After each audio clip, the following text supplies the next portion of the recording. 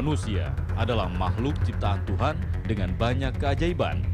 Beribu hal tentang tubuh manusia menjadi misteri. Salah satunya adalah terciptanya tenaga. Jejak Pendekar menelusuri beberapa perguruan untuk menyimpulkan apa dan bagaimana kehebatan tenaga manusia.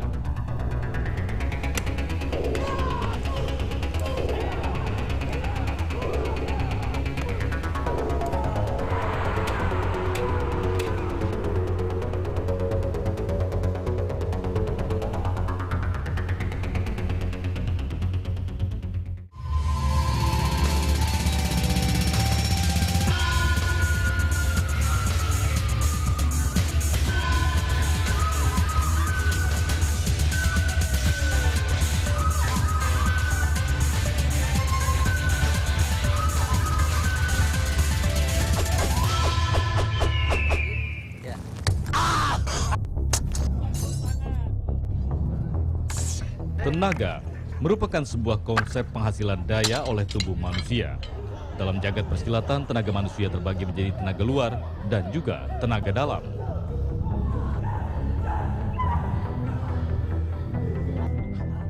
Tenaga luar adalah daya yang dihasilkan tubuh manusia melalui metode latihan fisik seperti yang banyak kita lihat. Namun, yang masih menjadi misteri adalah fenomena tenaga dalam manusia. Beberapa waktu lalu saya sudah mempelajari beragam teknik pencak silat dari berbagai aliran dan perguruan. Teknik kuncian, bantingan, hempasan, dan pukulan saya latih demi membuka rahasia kehebatan teknik bela diri warisan leluhur ini.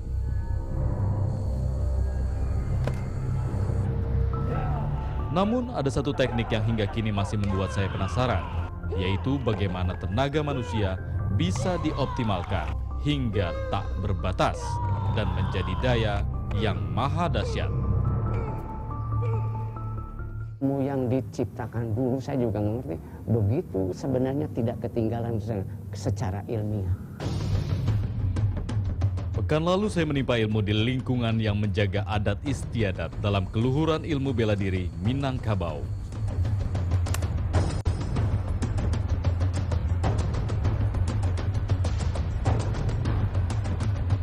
Selesai menempa ilmu di bagian barat tanah Andalas, saya merantau ke Pulau Jawa. Provinsi Jawa Barat menjadi pilihan. Di provinsi ini banyak lahir aliran dan perguruan hebat. Tak heran, mengingat di daerah Jawa Barat pula salah satu kerajaan tertua, Kerajaan Tarumanegara, berdiri.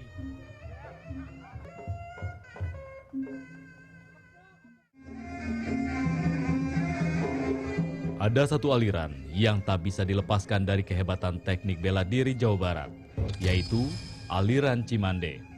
Sebuah aliran legendaris dan dikenal menganut teknik benturan keras. Kekuatan serangan dilawan dengan kekuatan.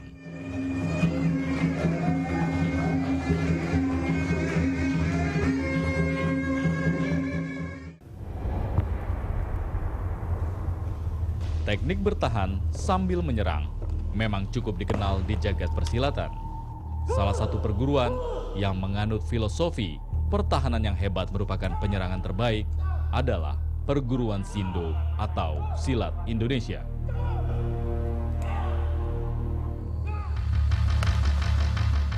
Dalam bela diri dikenal beberapa bentuk tenaga, di antaranya tenaga satu, tenaga setengah, dan tenaga kosong. Tenaga satu adalah bentuk tenaga yang dikeluarkan penuh dan langsung tertuju pada sasaran.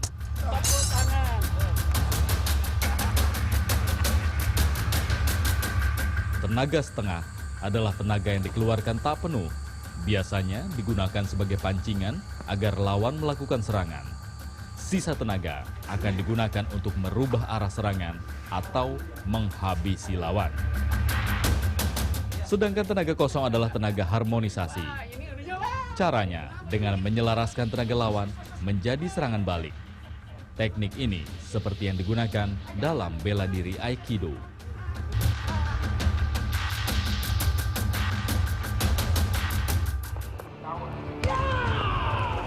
Meski bukan berbentuk serangan, teknik yang digunakan silat Indonesia bisa dikategorikan tenaga satu, namun digunakan untuk pertahanan atau dikenal dengan istilah tenaga satu diam. Lalu bagaimana teknik melatih tubuh manusia hingga memiliki kekuatan tak terbatas seperti itu? Kami akan membuka rahasianya sesaat lagi.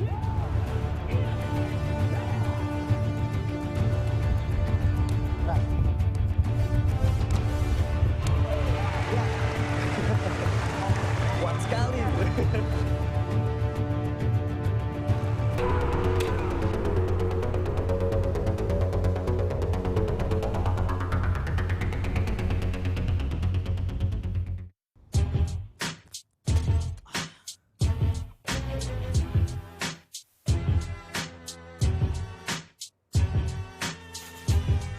Tenaga dalam merupakan fenomena tersendiri di jagat persilatan.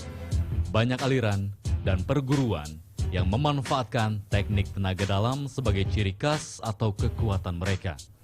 Namun, apa sebenarnya tenaga dalam tersebut? Menguatkan otot-otot tubuh bagian dalam. Ya, jadi bukan membuat badan menjadi besar seperti olahraga angkat besi umpama. Ini tidak otot kita biasa, tetapi di dalamnya otot itu bertambah kuat. Latihan kita itu dengan cara buang napas. Tenaga dalam merupakan tenaga inti yang tersembunyi di dalam tubuh manusia. Sejak lahir, manusia memiliki sumber tenaga tersebut. Namun, sifatnya tersembunyi hingga sulit disadari keberadaannya. Banyak yang menyangka bahwa ilmu tenaga dalam adalah hasil proses metafisika atau memanfaatkan dunia mistik. Masyarakat jelas bahwa merpati putih itu bukan rekayasa dan bukan klinik. Anda bisa rasakan sendiri bagaimana berlatih. Begitu singkat di merpati putih, kemampuan Anda bisa terukur sekian. Iya, Ya. masih Belum percaya? Iya, kayak Kayak mimpi tapi saja. lebih pada saya yakin. Yakin. Dari hasil pernafasan tadi tuh kayak tubuh saya tuh bilang bahwa saya bisa gitu. Ya. Hasilnya dari kalau tadi nggak yakin malah. Nah, sekarang untuk lebih meyakinkan, saya coba Anda saya pukul pakai besi. Ya, Lebih lagi. lebih lagi meyakinkan ini. Anda cukup hanya mengejangkan gini, tak gini. Nah, kejangkan di ini. Ya, ya. Anda kejangkan, tahan nafas, kejangkan, ya. Tarik Langsung nafas, udah, Pak? ya. Tarik Udah, nafas, enggak? ya. Kejangkan. Iya. Oke, kejang, udah kejang ini. Ini dipukul begini. Nah, ini kita coba. Lumayan kena. Oh, patahannya. Iya. Patahannya nyentuh ya. Iya. Nah, ini biar tangannya di bawah boleh, kejangkan. Tangan ini. Ya, gini, kejangkan di sini. Tangannya di sini boleh, biar enggak, ya. Bentar, Pak. Bentar.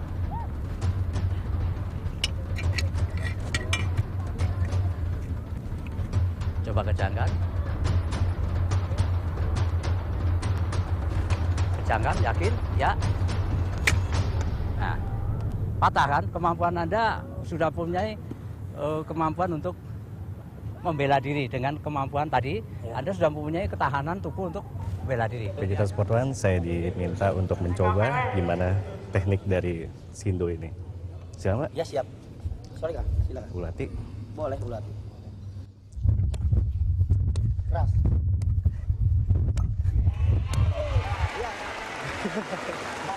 Kuat sekali. Masih, Pak.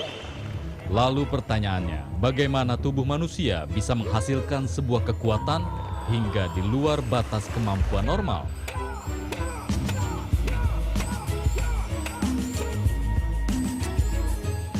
Banyak istilah digunakan untuk mengelompokkan energi di dalam tubuh manusia. Istilah prana, aura, cakra, chi, ki, dan lain-lain adalah sebutan tentang kekuatan dahsyat yang dihasilkan tubuh manusia tersebut. Tarik! Ya, atas, genggam ruas-ruas. Bawa ke samping pinggang, depan, tundukkan. Silangkan. Keras, makin keras di bawah leher. Makin keras, makin keras, makin keras, makin keras, makin keras, makin keras, makin keras. Ya, tak keluarkan. Bagus. Ya, kita harus berusaha semaksimal mungkin agar terjadi ledakan aktivitas pada tubuh kita ya. Kita ada acara menyambut matahari terbit di pagi hari dengan acara tradisi adalah melambangkan semangat kita setiap hari untuk membuat kebaikan demi kebaikan. Dengan melihat matahari terbit, berarti Tuhan masih memberikan rezeki kesehatan pada kita untuk berbuat yang lebih baik di hari ini daripada hari kemarin. Kehebatan tenaga dalam bisa muncul dengan sendirinya pada kondisi tertentu, lazimnya saat kepanikan atau ketakutan melanda. Namun, tenaga dalam juga bisa dibangkitkan dengan latihan khusus. Di antaranya teknik aerob dan anaerob, atau latihan mengunci pernafasan di beberapa bagian tubuh dan disertai jurus atau gerakan yang bisa merangsang titik-titik cakra menjadi aktif.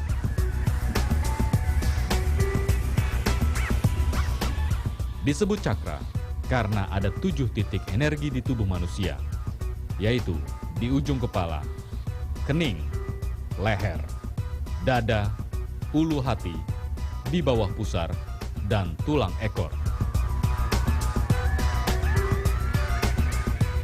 Hal itu berlaku bagi pria maupun wanita. Saya sudah latihan 30 lebih tahun.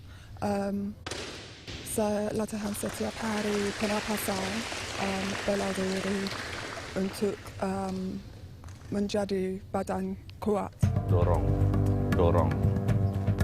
3 kali, tarik, seakan-akan mendorong benda yang berat. Selain menghasilkan kekuatan, tenaga dalam bisa juga dimanfaatkan untuk pengobatan atau sering disebut prana. Buang nafas ya. Tarik ke atas. Ya, lipat langsung, silang, balik, ayun 3 kali. 1, 2. Tenaga dalam diolah menjadi energi bioelektrik dengan memanfaatkan energi alam. Nafas ketiga angkasa dari udara ini melalui pori-pori kulit kecuali yang nyentuh lantai. Ambil energi bumi melalui pori-pori kulit yang nyentuh tanah.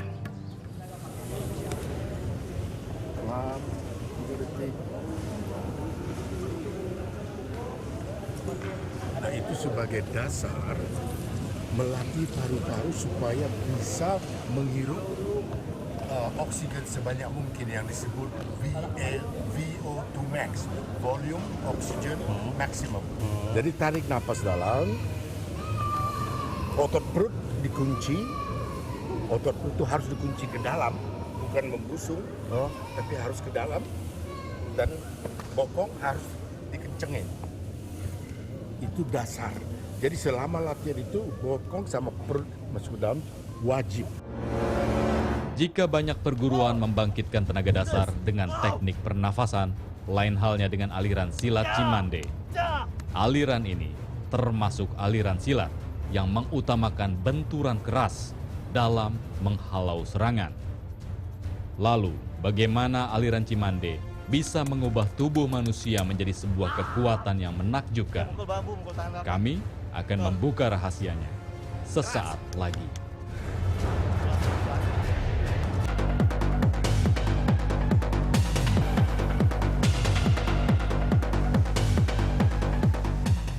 Namun lain halnya aliran silat Cimande. Aliran ini mulai dikenal pertengahan abad ke-16 Masehi di kaki Gunung Gede Pangrango, Bogor, Jawa Barat. Abah Khair memperkenalkan sebuah teknik bela diri dengan metode penguatan otot dan tulang manusia hingga kebal terhadap benturan benda keras maupun tajam.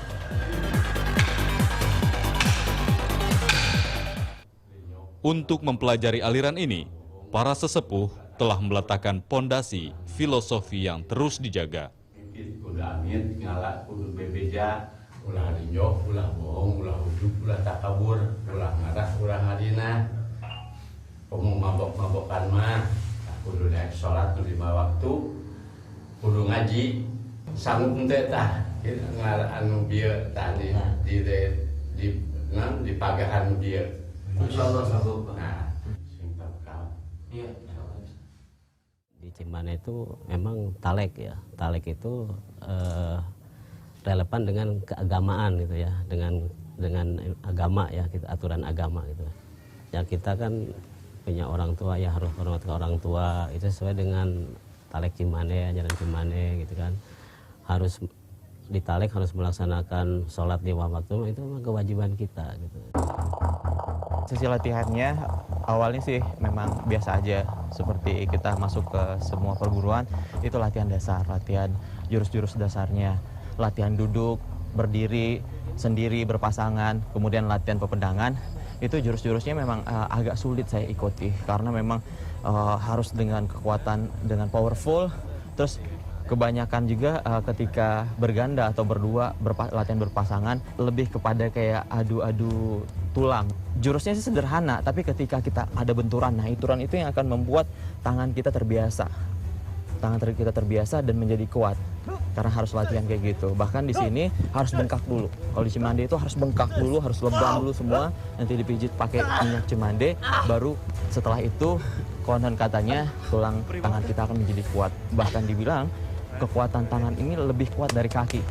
Jadi ketika kita sudah menguasai jurus-jurus Cimande, ketika kita sudah latihan dengan benar Cimande, maka kekuatan tangan ini bisa mematahkan bahkan kaki ini. Jadi serangan cukup ditangkis dengan tangan ini, kaki lawan itu bisa patah. Segitu kuatnya.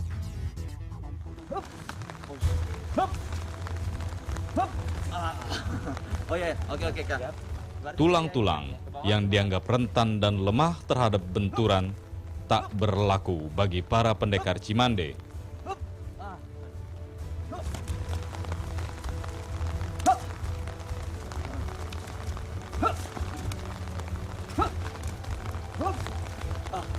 Jadi pas saya diserang sama Kang Aung, saya coba menghindar, tapi ketika saya menyerang Kang Aungnya nggak menghindar. Nah itu yang masalah. Dan itu rasanya, aduh, perih banget.